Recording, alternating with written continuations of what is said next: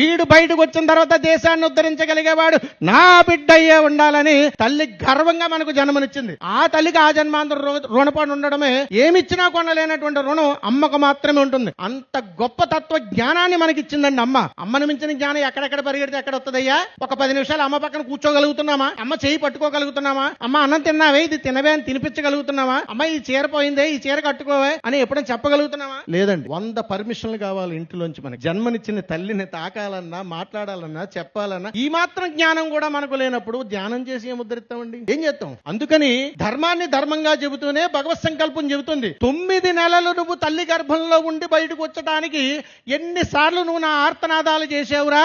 ఈ అండపిండ బ్రహ్మాండాన్ని బద్దలు కొట్టుకుని నన్ను బయటకు తీసుకురా ఈశ్వరా అని అడిగితే, నిన్ను బయటికి తీసుకున్న తర్వాత నువ్వెక్కడున్నావయ్యా అని నన్ను అడుగుతావా? ఒరే, నన్ను చెక్కింది మీరే, రూపాన్ని తీసుకొచ్చింది మీరే, నాకు అభిషేకాలు చేస్తుంది మీరే, సర్వ నైవేద్యాలు పెడుతున్నది మీరే కదరా. మరి నాకున్నటువంటి ఈ విగ్రహంలో ఉన్నటువంటి నిగ్రహ శక్తి నీకెందుకు ఉండట్లేదురా అని ఈశ్వరుడు మనల్ని అడుగుతుంటాడు నిరంతరం.